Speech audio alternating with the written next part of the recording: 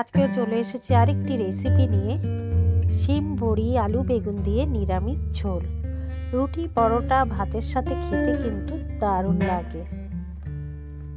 আর এই রেসিপিটা দেখতে হলে আমার সঙ্গে থাকতে হবে, পুরো ভিডিওটা দেখতে হবে। তাহলে চলুন কিভাবে বানালাম রেসিপিটা দেখে নেবেন। আর একেবারেই কম মশলায় রান্নাটা, আর খেতে অনবদ্য লাগে বন্ধুরা। আমার ভিডিওটা যেখান থেকে দেখছেন তার জন্য অসংখ্য ধন্যবাদ, অনেক অনেক ভালোবাসা। চৈতালি রান্নাঘর অ্যান্ড ব্লগে সবাইকে স্বাগত। আজকে চলে এসেছি আরেকটি রেসিপি নিয়ে। তার জন্য এখানে শিম, দুটো আলু, বেগুন, বড়ি, টমেটো, কাঁচা লঙ্কা, কড়াইশুঁটি রেখেছি। আর এগুলো আমি কেটে নেব, আর যা যা উপকরণ লাগবে সমস্তটাই দিয়ে দেবো। তাহলে চলুন রেসিপিটা কিভাবে হচ্ছে দেখে নেবেন।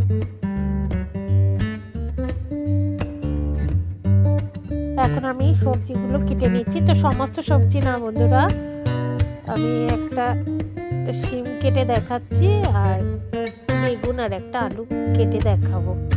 ওই শিমের আঁশটা বার করে নেবো, সেটা একটু দেখিয়ে দিচ্ছি। আর এই শিমটা মাঝখান থেকে আমি দুই অর্ধেক করে নিচ্ছি।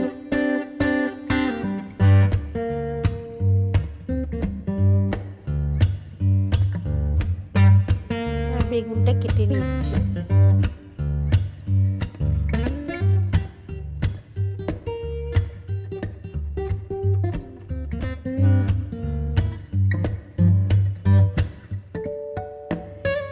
এইভাবেই কেটে নেব সবজিগুলো। আর একটা আলু কেটে দেখাচ্ছি, কারণ আলুটাও এরকম মতো আমি কেটে নিচ্ছি, সেটাও একটু দেখিয়ে দিচ্ছি।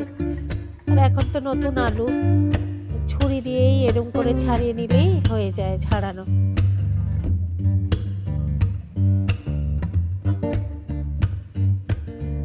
তো আলুটা লম্বা লম্বা করে কেটে নিচ্ছি। সব সবজি কেটে ফিরে আসছি। সব সবজি কেটে নিয়েছি। এখন একটা কড়া বসিয়ে পরিমাণ মতো তেল অ্যাড করে দিচ্ছি। তেল গরম হয়ে গেছে, এখন আমি বড়িগুলো ছেড়ে দিচ্ছি।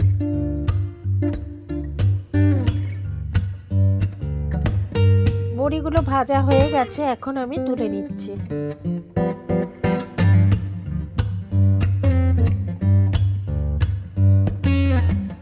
আর একটুখানি তেল অ্যাড করে দিচ্ছি বন্ধুরা।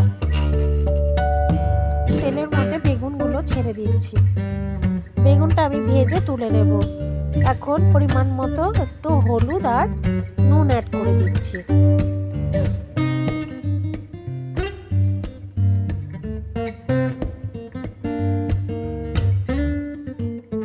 ভালো করে নাড়াচাড়া করে দিচ্ছি। বেগুন ভাজা হয়ে গেছে, এখন আমি তুলে নেব।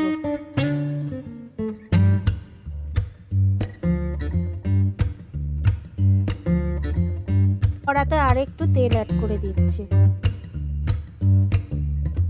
তেল গরম হয়ে গেছে, তেলের মধ্যে আমি হাফ চা চামচ গোটা জিরে ফোড়ন দিয়ে দিলাম। ফোড়নটা এখন ভালো করে ভেজে নেব। ফোড়নটা ভালো মতো ভাজা হয়ে গেছে, এখন আলু আর শিমটা ছেড়ে দিলাম।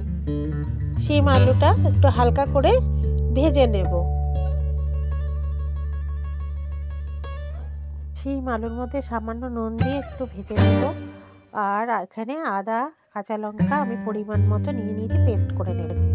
শিম আলুটা হালকা করে ভেজে নিয়েছি, এখন আদা আর কাঁচা লঙ্কার পেস্টটা দিয়ে দিচ্ছি। আর দিয়ে দেবো হলুদ গুঁড়ো, 1.5 চা চামচ হলুদ গুঁড়ো দিয়ে দিচ্ছি। আর 1 চা চামচ করে জিরের গুঁড়ো আর ধনের গুঁড়ো। তো মশলা কম দিয়ে এই ঝোলটা বানাবো। কম মশলাতে ঝোলটা খেতে বেশি ভালো লাগবে। একটু জল অ্যাড করে দিলাম, দিয়ে একটু ভালো করে আবারও নাড়াচাড়া করে নিচ্ছি। এখন ভালো করে কষে নেব। আর এখন আমি একটা টমেটো আছে, সেই টমেটোটা অ্যাড করে দিলাম। আমি কাশ্মীরি মির্চি পরিমাণ মতো অ্যাড করে দিলাম।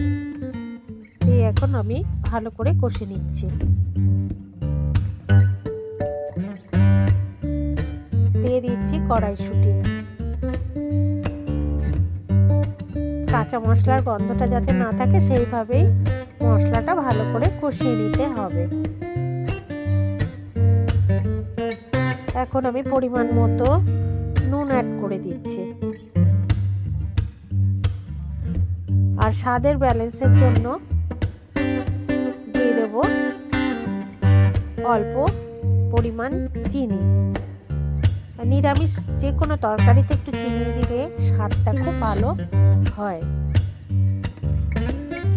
তো খুব ভালো করে কষিয়ে নিচ্ছি।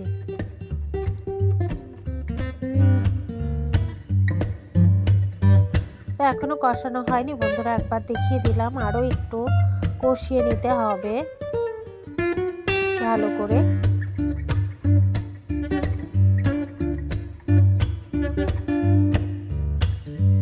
খুব ভালো করে কষানো হয়ে গেছে। একদিকে আমি গরম জল হতে দিয়েছিলাম, সেই গরম জলটা অ্যাড করে দিচ্ছি আর ঝোলের পরিমাণ জলটা অ্যাড করে দিলাম, দিয়ে ভালো করে নাড়াচাড়া করে নিচ্ছি। এখন একটা আমি ঢাকা দিয়ে দেব 10 মিনিটের জন্য।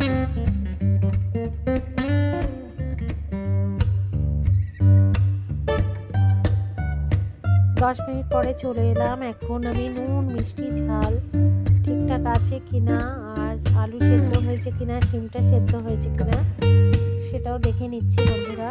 তো আলু সেদ্ধ হয়ে গেছে। আলু সেদ্ধ হওয়া মানে শিমটাও কিন্তু সেদ্ধ হয়ে যাওয়া। তবু আমি একটা চামচের দ্বারায় দেখে নিচ্ছি শিমটা সেদ্ধ হয়েছে কিনা।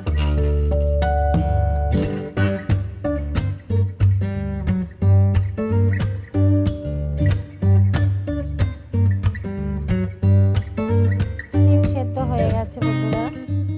আর এখন আমি নুন মিষ্টি ঝালটা চেক করে নিচ্ছি। তো নুন মিষ্টি ঝাল সবটাই ঠিকঠাক আছে। তো নুন ঝাল মিষ্টি আপনারা স্বাদ অনুযায়ী আপনারা দিয়ে নেবেন। আর এখন আমি বেগুনটা অ্যাড করে দিচ্ছি আর বড়িটাও অ্যাড করে দিচ্ছি, দিয়ে ভালো করে একটু ঝোলের মধ্যে নাড়াচাড়া করে দিচ্ছি। আর এখন আমি পরিমাণ মতো এখানে ধনে পাতা দিয়ে দিচ্ছি।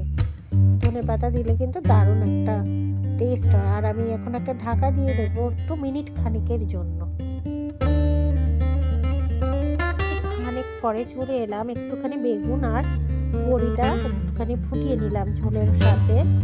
বেগুন তো এমনি ভাজলেই সেদ্ধ হয়েই যায় অলমোস্ট, আর বড়িটাও ঝোলের মধ্যে দিয়ে একটুখানি ফুটিয়ে নিলাম। আর ঝোলের মধ্যে বড়ি থাকলে অটোমেটিকই ঝোল ভালো মতো ঢুকে যাবে। তো রান্নাটা অলমোস্ট ডান। এখন আমি সার্ভ করে দিচ্ছি। শিম বড়ি আলু বেগুন নিরামিষ ঝোল রেডি হয়ে গেল বন্ধুরা। এখন আমি সার্ভ করে দিচ্ছি।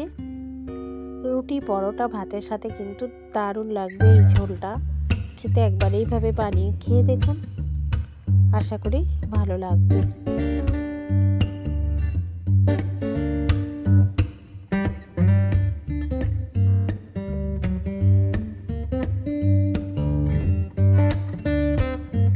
শিম বড়ি আলু বেগুন দিয়ে নিরামিষ ঝোল রেসিপি রেডি। আপনাদের যদি রেসিপিটা ভালো লেগে থাকে তাহলে লাইক কমেন্ট শেয়ার আর আমার সঙ্গে জুড়ে থাকুন। বেল আইকনটা প্রেস করে দিন, আমি যখনই রান্না দেব নোটিফিকেশন পেয়ে যাবেন। ধন্যবাদ। আপনারা সবাই ভালো থাকুন, সুস্থ থাকুন। আরেকদিন চলে আসবো আরেকটি রেসিপি নিয়ে আপনাদের মাঝে। আজকের মতো বিদায়।